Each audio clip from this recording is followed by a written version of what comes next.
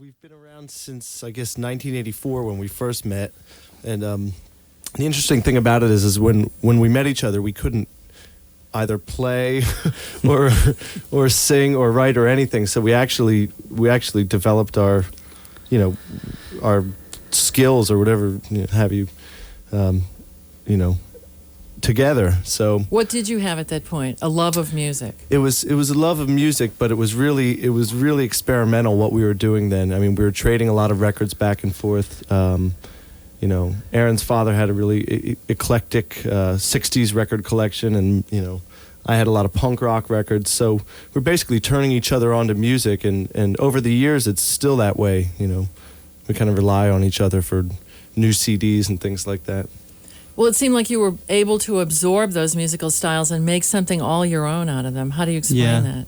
Well, we both really appreciate music, I think, and we listen to a lot of different stuff, and it does come out as influences. We don't ever purposely try really to make a song that sounds like something, but when you listen to so much music and you make music, it always just comes out. It's... Your sense of humor is so wild and wacky, and yet here you are. Neither one of you is smiling. You seem very contained. It's early. Yeah. What's different about the new record? How is that yet another transformation?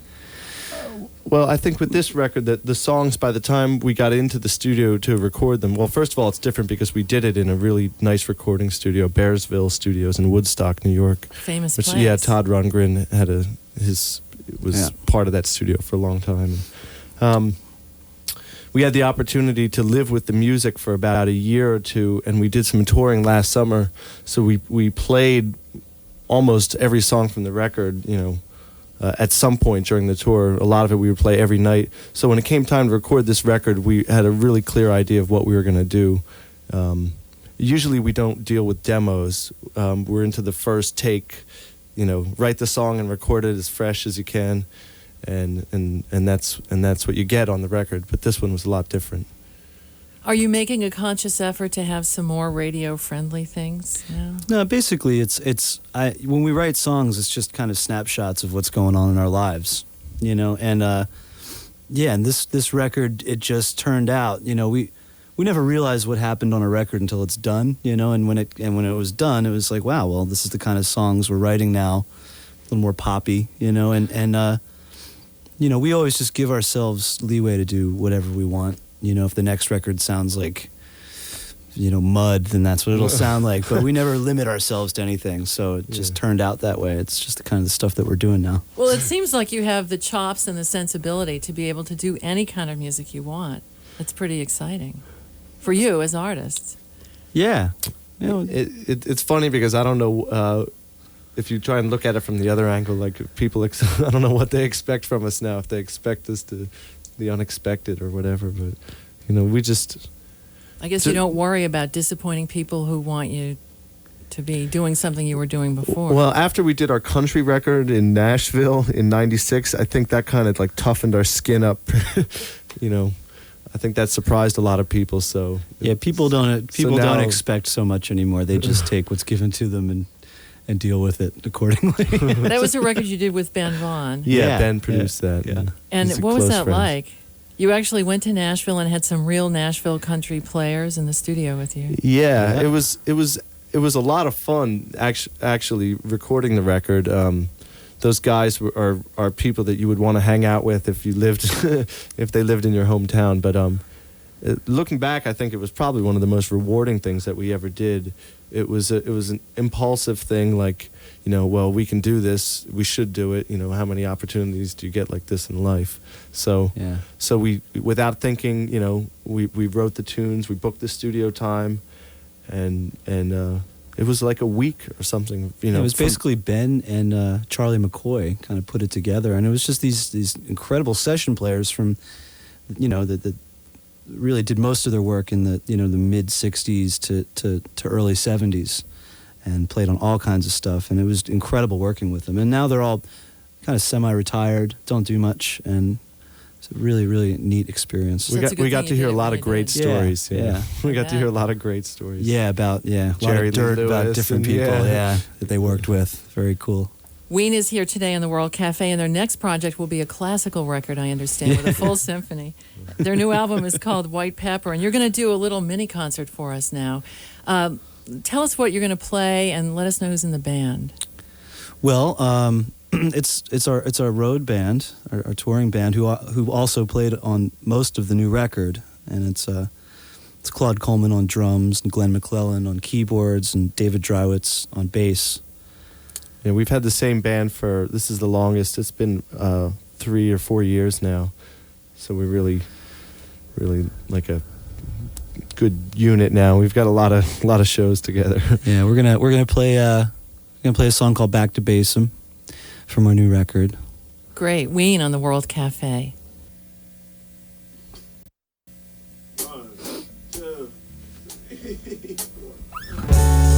Reaching out now and I touch your face. Please believe I'm only traveling, like seeking wonder from a foreign place. It matters not from where I'm coming. Snow, sunlight is bleeding. We sleep so tight when we're breathing. Calm a little, pines of soul creeping. Calm a light, let me fly. But first,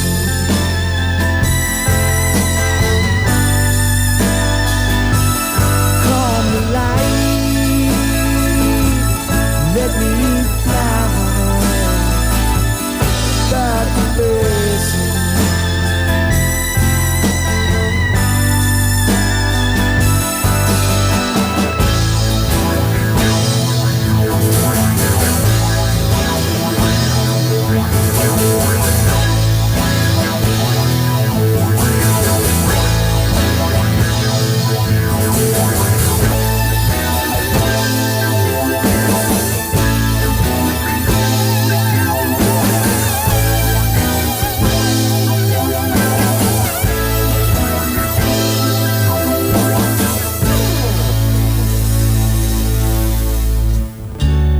Left to locate the last trace of waste. I picked it up and it was smiling, just like the dancer who has lost her leg. She laughs and all, but then she's crying. Snow, sunlight is bleeding. Sleep so tight when we're breathing. Calm a little, pines of soul creeping. Calm a light, let me fly back to basin.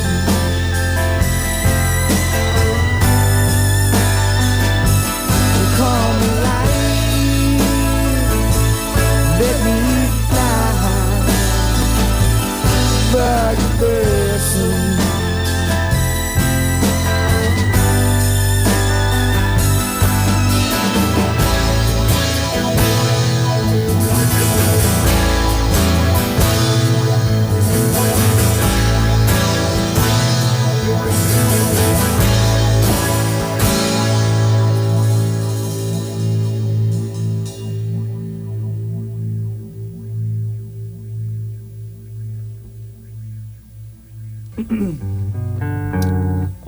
Okay, you guys ready? I'm ready over here. Got the LFO going, Glenn? Yeah, man, I got it all. All right. Okay, this song is from our record The Mollusk, and it's the title track called The Mollusk. 1, 2, 3, 4.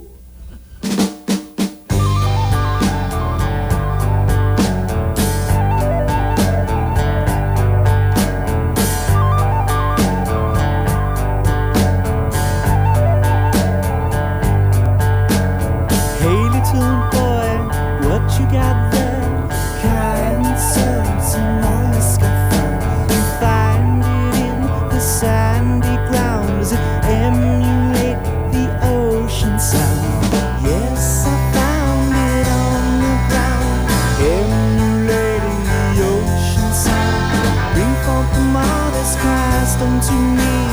Let's be forever, let forever be free.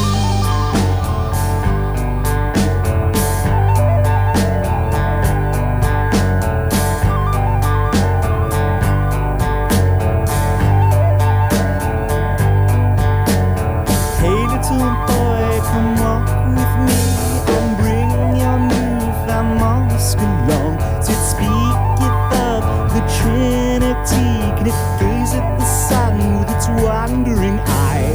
Yes, it speaks of the Trinity, that's the light of the sun with its wandering eye. Bring forth the marvelous Christ unto me. Let's be forever, let forever be free.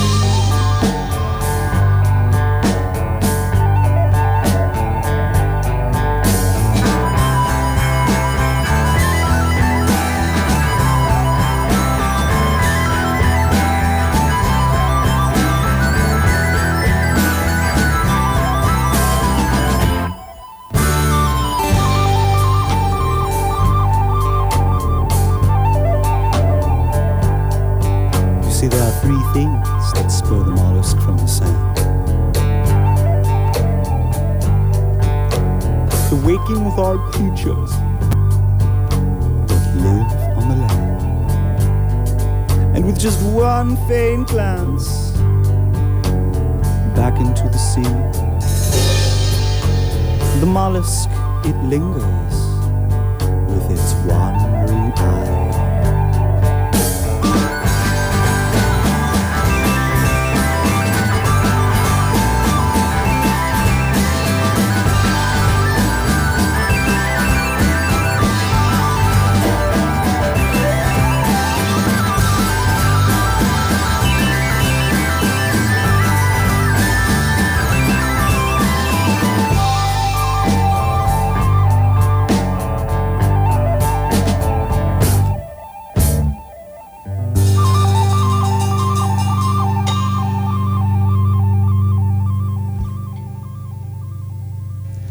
This next song is about a special girl that we know. It's called Pandy Fackler. 1, 2, 3, 4, 1.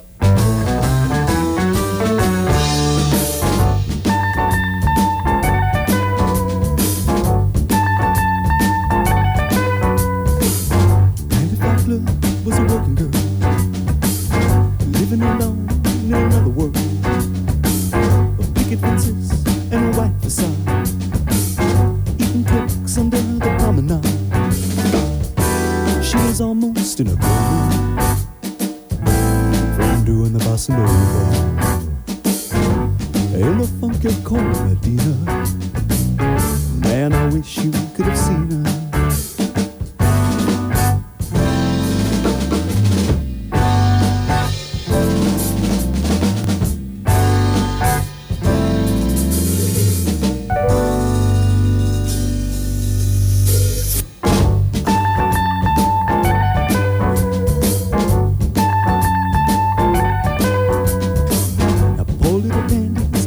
She can eating cotton candy out of the garbage can. The first to come and the last to go. I met her backstage after the second show. Two lonely people on a summer night.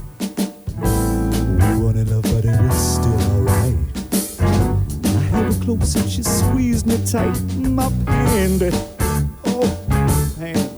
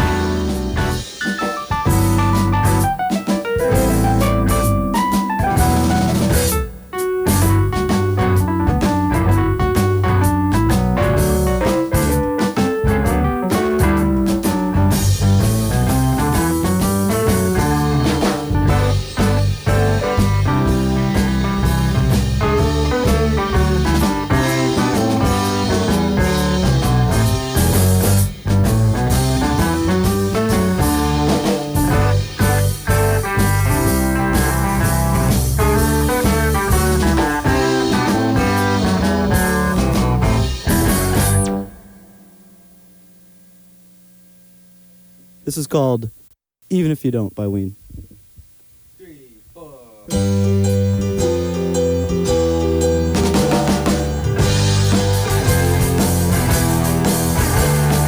I'm going crazy, trying to keep you sane, taking my prescription, forging my name. I was happy this morning. You finally got yourself dressed, eating raw bacon. It's okay, I was still impressed. I love you, even if you don't. You've got your knife up to my throat. Why do you want to see me bleed?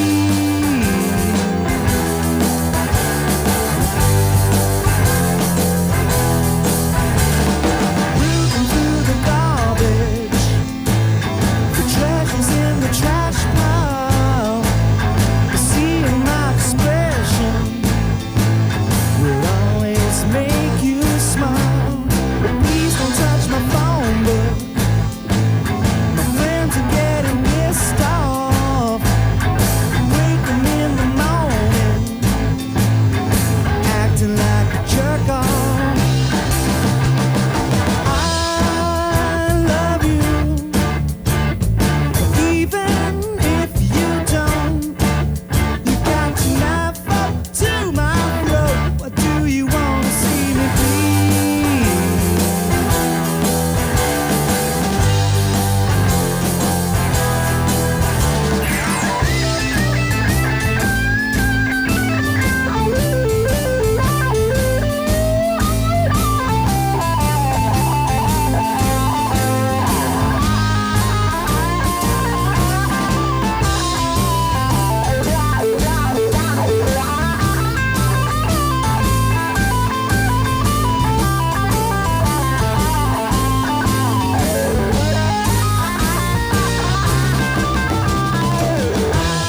I love you,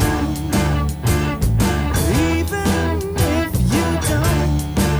You've got your knife up to my throat. Why do you want to see me bleed? I love you,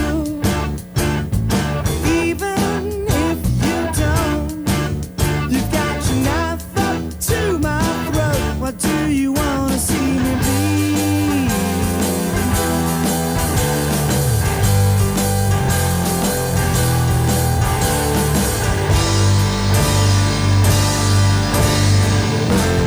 Oh yeah.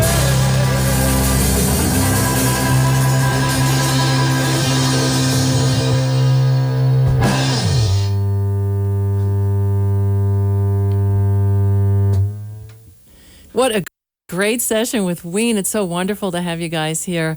It's interesting, you're going out on a huge tour now for this new album, White Pepper. How far flung is it? We start off doing America, east of the Mississippi, a little bit of Canada, then like 2 weeks off, then 6 weeks out on the West Coast. Then we actually go to Japan and we're playing, I think it's called the Fuji Rock Festival at the base of Mount Fuji. Very excited which, about that. Which I don't think we can lose there. And then Are you big in Japan? we've only played there once, and there was a pretty good crowd. Yeah. I think it's more of like an underground hip word of mouth thing. Right. We've only ever played one show in Tokyo.